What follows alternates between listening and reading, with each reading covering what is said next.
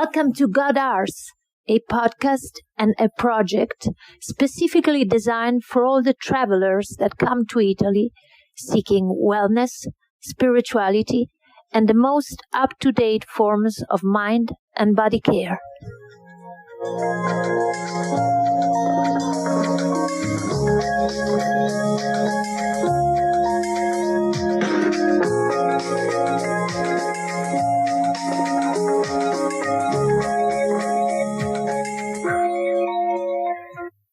So what's actually happened since then, which is very interesting, is that you have something called a community hub, which is a community hub in which the people who do not reflect themselves in the ASHA center have generated a very strong community bond here around Castellazzara, where they go and they help each other on their land. Once a week, different people go, and they work on different people's lands.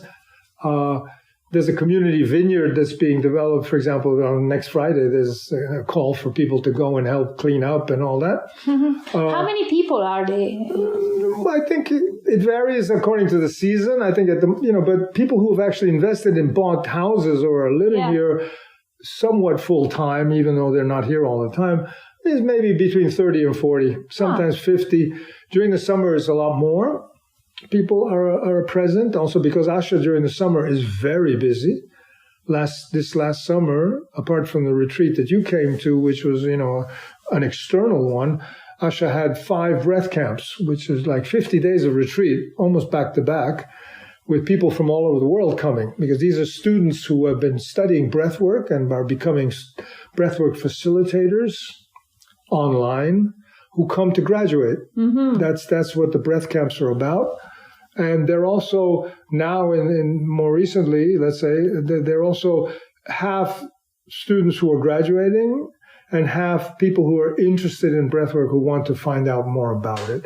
And it's 10 days of very intense workshops around breathwork where the students are leading breathwork sessions and through that showing what they've learned and graduating through that, plus a number of other activities. Now, in these 4 years, I've become a teacher in Alchemy of Breath.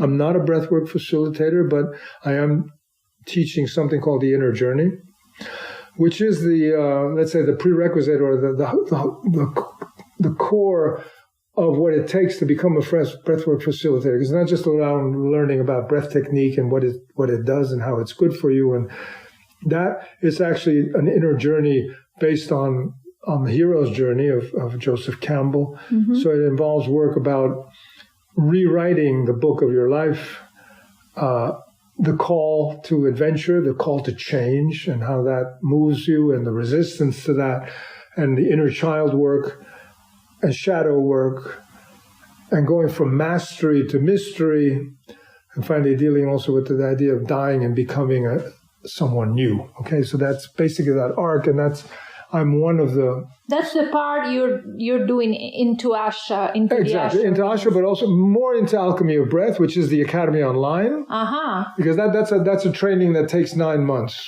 okay? And I do the first 14 weeks, and I'm not alone in that, but I am one of the 2 senior trainers, and I brought in a lot of my own content into that, which has been great that I've been able to do that. I'm very grateful to Anthony and to the team for allowing that, because they had built up a very strong infrastructure, with a lot of students.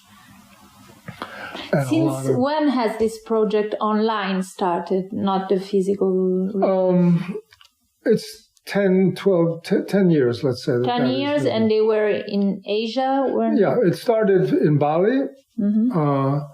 Because the way Anthony tells that story is at a certain point, he was practicing breathwork, and he got the breathwork through his own really nearly dying situation where he was very sick at a certain point and really had to explore what was still alive in him, and what he discovered was still alive with him was his breath and this fire of life that was still there. And then he began to research that and put it together with meditational practices and all kinds of things. And at a certain point, people were saying, can you teach me to do what you do? And then he said, I don't know how to do that. And then he started figuring out, and then he started developing an educational model. Method. Yeah. And that led to the creation of this thing called Alchemy of Breath, which is this online community, which depending on different people you speak to, varies from 50,000 to 150,000 people online. And they're not all studying to become breathwork facilitators. That the academy is much smaller than that, but there's many hundreds of people, maybe thousands of people who have gone through that and become breathwork facilitators. And Anthony's purpose, let's say, his why and his goal in life is to get as many people as possible on the planet breathing consciously. And his current aim is 1 billion. Wow. I'm sure he'll get there. Yeah, he he's a very charismatic and very, very beautiful manifester of all this. So I think, he can probably reach that. I'm going to interrupt you 1 second just to reconnect to something you said before. After the 9/11 tragedy or event, let's say, you had that moment of suspension when you thought maybe they will change their pattern, no? And now, talking about a personal job, I'm into some practices, and I see how important it is for our self-development to learn how to change our neural patterns, our thought patterns, our reaction to emotion patterns. Do you think that it's a social pattern change depends on the sum of the individuals, or at least a critical mass of individuals that change their mental patterns, or it's just comes from God or some external intervention, or is the result of a personal development? Yeah, I don't find a way to separate those two things. I think they're happening simultaneously. Mm-hmm. Yeah, I think there have been many moments in human history where that has been the case. There's a very famous story that gets used in evolutionary biology, where monkeys on some island in the South Pacific discovered that the roots that they were eating, like potatoes, if they put them in salt water, tasted better. And suddenly that happened everywhere in the world without any kind of social media or anything. Mm-hmm. Okay, so there are these things that happen. The 60s we were talking about earlier was such a moment. And I think we're in such a moment now as well, where it's a combination of things. There's no way around the individual. In the sense that if it doesn't happen on an individual level, it cannot happen on a collective level. Mm-hmm. Because every attempt up till now to create a shift, a major revolutionary shift in mental, in concept of how we live together. In the traditional systems for that were always utopic in a way that they were a group of intellectuals or spiritualists who top down said this is how it needs to be, but it didn't have roots in the soil yet, so it couldn't actually live more than a certain amount of time, and also it needed to be imposed. Like the communist revolution actually was a very beautiful revolution, but it turned into a nightmare, into a horrible thing, because they felt that it had to be imposed with military force, and it had to be protected from the rest of the world by military force, and the rest of the world was attacking it because. So it was based on fear. Basically, it was based on. Yeah, I don't know if the actual seed of it was based on fear, but what the way that they went about enacted it, realizing it was definitely based on fear and on all the consequences of fear. Mm-hmm. Okay. Mm-hmm. But going back to, Thich Nhat Hanh, I mentioned him earlier. One of the things that he says, which I find very, very inspiring, and I'll connect this to a project that we're developing here now in this community. He says, the next incarnation of the Buddha will not be an individual, will be community. Wow. Yeah. And that's how it has to be, actually. Because, even Buddha himself realized that. His dying words to his followers was Sangha. Community. That's what it's all about. If you can't do it in the community, then it doesn't exist, really. So it's really, and that statement of Thich Nhat Hanh was the theme, or is the theme, of a podcast that Michael Riley, who is a member of this community, he's a musician and a sound healer and a music therapist and a meditation teacher. He and I have met here and have become big friends, and we've got a lot of projects developing together.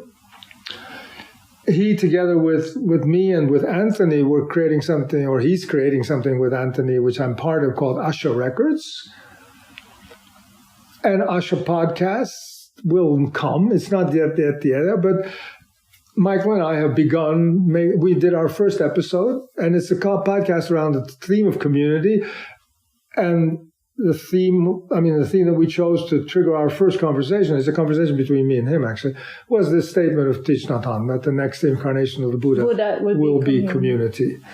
And so you're part of all these micro community. You're part of ASHA. You're part of the community hub. You're the bridge also inside this local. And that is my role, my purpose, and that's who I am, is a connector of different situations. So when Anthony's mission is to make more people in the world be breath workers, what would you define in one sentence being your mission? Well, I think it's LALA is my mission in the sense of the Life Arts Learning Academy. So my mission is to inspire, if you like, infect people with the idea that their life is an artwork. Because when you apply, I have a number of educational models, let's say, or workshop models, if you like. One is called The Power of Stories. One is called The Art of Relationship. The Power of Stories is because at a certain point in my life, maybe 20 years ago or more, a bit more than 20 years ago, I realized that storytelling is the only thing we do. Human beings don't do anything else, okay? And we tell a story to ourselves internally about what things mean to us and how they're connected, which makes sense, gives sense to our lives, and it creates our reality map. That's how I see life, is through that story that I tell myself, because this happened, and then that happened, and they were connected, and out of that I understood this, and so there's a whole network there, which is, you talked about a neural network. That's how we remember. That's how memory is constructed on a neurological level as well. It's through stories. Yeah. And when I understood that, I realized the power of it, and that not only is it how we remember and how we give shape to our personal reality, but it's also how we create reality. Because every political movement, every spiritual movement, every nation-state concept, every family, every relationship is a set of stories. Mm-hmm. Even money is a story. I mean, money has no value in and of itself. It has value because enough of us believe that this is how we can exchange value. And as long as that stands, it stands. So the power of stories is actually the power of creating reality. Okay, that's fundamental to my being, to my interaction with people, and in my teaching. Yeah, that's what I'm actually busy with. Now, I found that fertile territory in the teachings of Anthony in the inner journey part, because it begins with opening the book of our life and looking at writing your biography and Writing a biography is a work of fiction, actually. Because basically you're looking back at your life and you're saying, oh, that happened and that was important and this was important. What about all that other stuff that happened? You're choosing to connect the dots, and that's what storytellers do. They connect moments of experience in such a way as to give it a new meaning and share that with others. That's what the storyteller does, and I think that's what each one of us is here on this planet to do that. And together, as we do that, then we create bigger realities, which is, where I think our purpose lies in that. And when Thich Nhat Hanh says the next incarnation of Buddha will be community, it's because enough of us will be telling stories that overlap and trigger a stronger energy field than any individual can. And that is how we raise the level of our consciousness and our not only our consciousness, but our actual power. What we actually do, how we do it, how I speak to you, how I dance with you, how I touch you, how I give food to you, how we share everything. Yeah, that's all the result of a story we told. Exactly. And the question is, what story are we going to tell next? Exactly. And realizing that we are the authors. See, we talk a lot about regaining our individual sovereignty and authority. Yeah, that is it. The word author is in that word authority. Yeah, of course. And I feel that each one of us is riding on the front edge of a wave that started at the Big Bang, if you like, if that existed, or even before that, whatever. But we're at the front edge of that, and we are creating the actual now moment of that story by what we say, by how we do it. That's who we are. I don't know what's the name in English of that sport where you have to pass a thing and then he runs. Relay race. A relay race. Relay race. Yeah, we pass the baton. In the end, life is a relay race. Exactly. Yeah.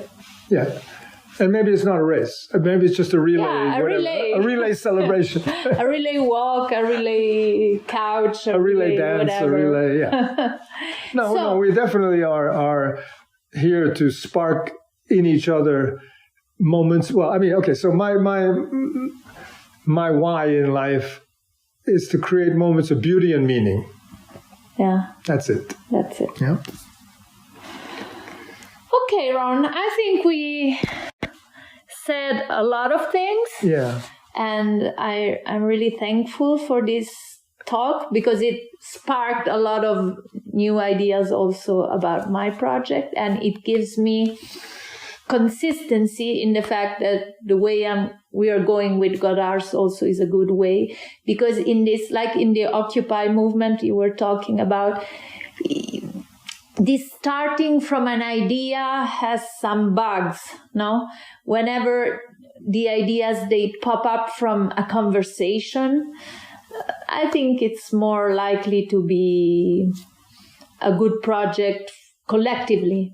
Being Buddha, collectively, we have to learn how to speak to each other to achieve, we have to practice at some point. Yeah. Well, this is what I think one of the most important practices for me that changed my life radically and continues to do so is nonviolent communication, because Marshall Rosenberg, who is the creator of it, let's say, or the ideator of it, he said he doesn't like the name nonviolent communication. He wishes he had found a better name, because basically it's not about, he used it because of and Gandhi also didn't like nonviolent terminology because it says what it's not. Yeah. And he says it's like, but it does make a statement. But basically, nonviolent communication is about developing and discovering and evolving a radical change in language. Because, okay, in language, you could use the word language as neural language is a neural pattern, right? Yeah. I mean, it's the result of a neural pattern, of neural patterns. And fundamentally, what Marshall Rosenberg was pointing out is that our human society culture has developed for thousands and thousands of years on a paradigm of reward and punishment. Somebody in authority who has power is saying, you're good. If you say this or you do that, you're good. And if not, you're bad. You either pass the exam or you fail it.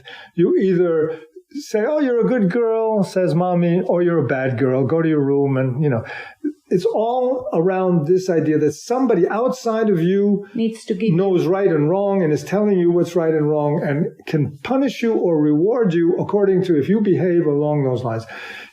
And that is in our language in everywhere. So if we want to rise above that to a new paradigm, we have to change our language. We really have to change our language, And if you think back, even in our Western sacred text, the Bible, what does the Bible say about how creation happened? In the origin? In the beginning, there was the Word. Yeah. And the Word was in God. And then God said, let there be light. And light, right? So the power of the word, the actual language is enormous. The old Aramaic word, abracadabra, which we use as it became like a child, actually means I create as I speak. Wow. Of course. That's the power of stories. That's the power of language. And even before it comes out the mouth, there's a language internally. Mm-hmm. And we really need to, study that and see what story we're telling ourselves about how things are. Am I a victim? Are you the perpetrator? Or have I reacted to something you did, which actually, it was my choice how I took that. There's a lot of, Yeah, because knowing ourselves is the first step to change whatever we want to change. Yeah. Listen, Ron, where do we find you if some of the listeners wants to? Do you have a site? I do have a site, which is going to be upgraded, let's say, but it's LALA Academy. So with 3 A's, LALAacademy.com is my site, let's say, yeah. Okay. That's one way you can find me. I'm also on Instagram under my name, Ron Bunzel. Mm-hmm. Also Facebook. Facebook, there's a number of pages I created around all that. One is called The Power of Stories. One is called LALA Academy. I'm terrible at updating all of that stuff. So a lot of it is... So if you agree, I will share some of that under the episode so they can Sure, I would click love that. on it. Yeah, I think that's great. I'm wondering if I've been sufficiently expressed my gratitude and my honoring and my enthusiasm about the ASHA and Alchemy of Breath project, because I think it is absolutely brilliant. And I think that it continues, as we're just at the beginning. 4 years is nothing. Yeah, of course.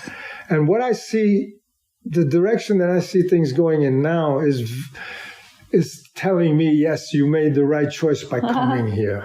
Yeah. And one last question. Has the Castellazzara community profited of this ASHA presence? Are the Indios of Castellazzara, did they integrate this project in a good way? I think the answer to that is yes and no, as in all the extremes that humanity still is able to manifest. So, some people, I'm sure, are convinced that what they're doing down there is some weird satanic ritual.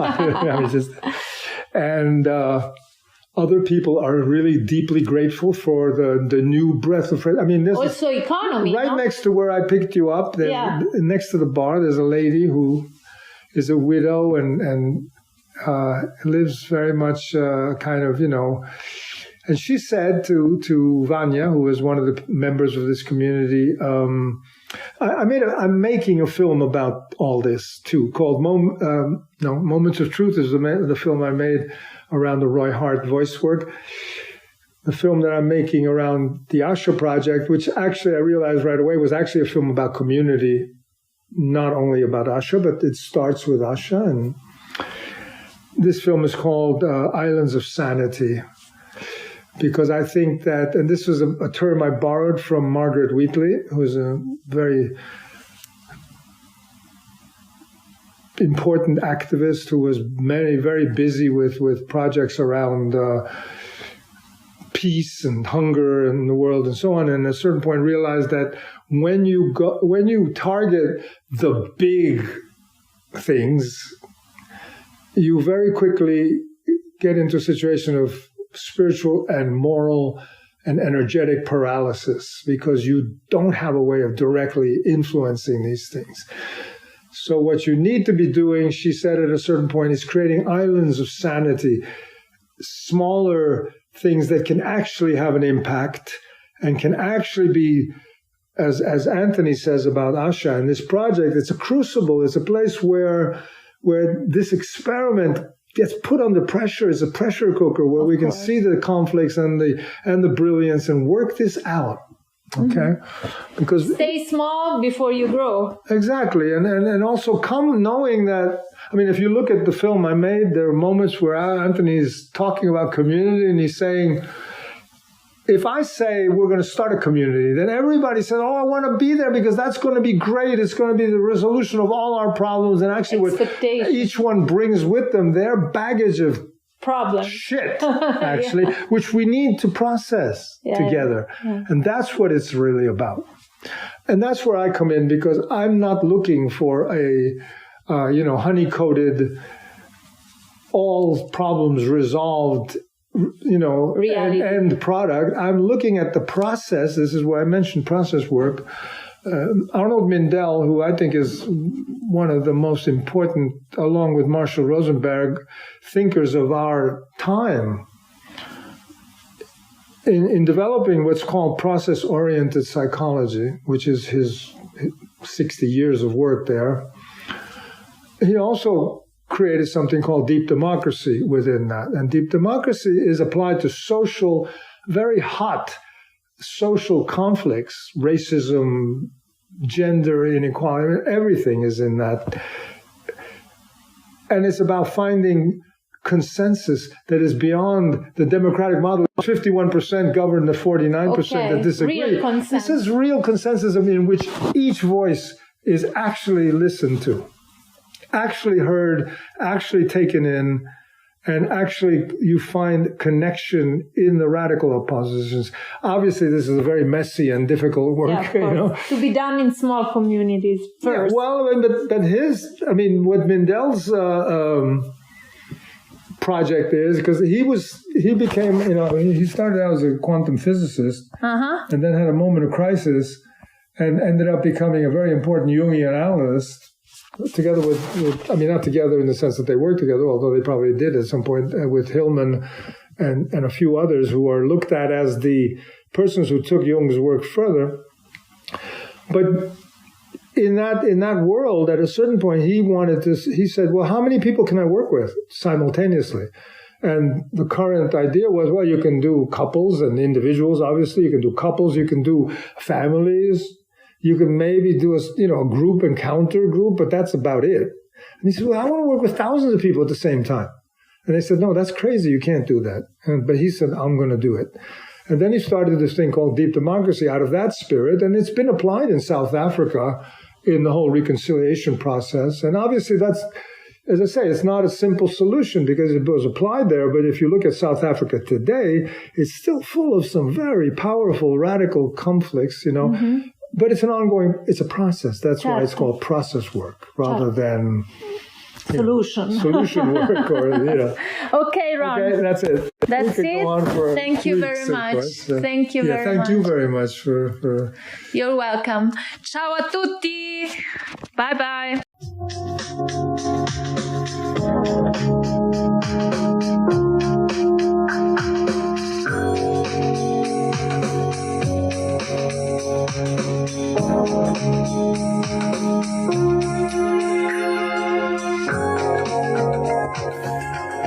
Welcome to GodArs, a podcast and a project specifically designed for all the travelers that come to Italy seeking wellness, spirituality, and the most up-to-date forms of mind and body care.